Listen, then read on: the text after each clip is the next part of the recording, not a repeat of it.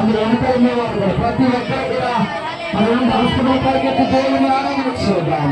హల్లెలూయా హల్లెలూయా. ఇక అద్భుతంగా దేవుని స్తుతిద్దాం, దేవుని బలపరచుదాం.